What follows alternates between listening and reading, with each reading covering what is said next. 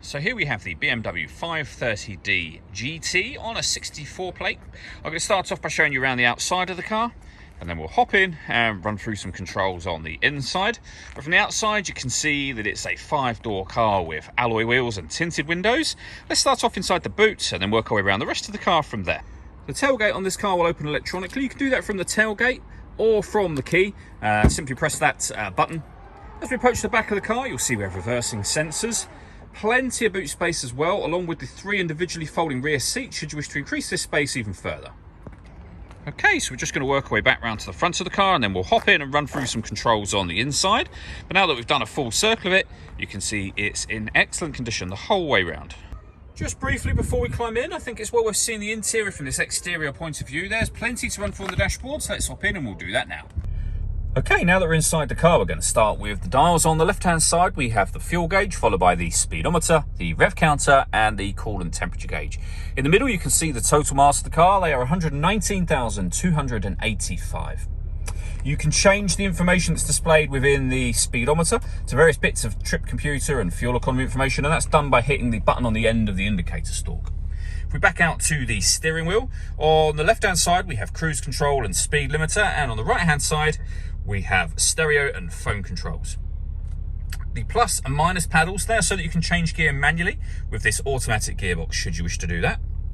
And then over in the center, we have the main BMW Professional Nav screen for this car, which of course includes satellite navigation. Nice, clear, extra wide screen, very, very easy system to use as well. Also up on that screen, if I put the vehicle into reverse, you'll see we have a full color reversing camera as well. So very easy to park this car on top of that, with the parking sensors as well as the camera, of course. Working our way up from there, we have multimedia. That's where you can listen to your own music. You'll see that this car has got a CD player. You've got external devices you can plug in as well.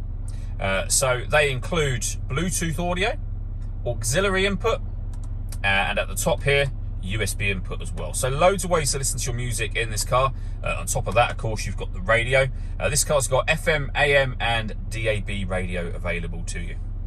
Working our way down, we then have the hazard warning lights, deadlock, so you can lock the car doors from the outside, with the CD player, the main volume for the stereo, and then dual zone climate control. So you can adjust the passenger temperature, the driver temperature.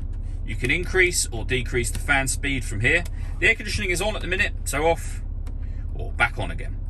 Hitting auto will actually at the moment turn that system off, but to turn it on, the car will take control of the fan speed and the direction of the air to maintain the temperatures you've asked for. And you can independently put auto on for both driver and passenger, or manually control it yourself, which is the mode that we're in now. We've got a heated driver's seat with 3 different heat settings, and a heated passenger seat again with 3 different heat settings available to you there. We then have the gear lever for the fully automatic gearbox.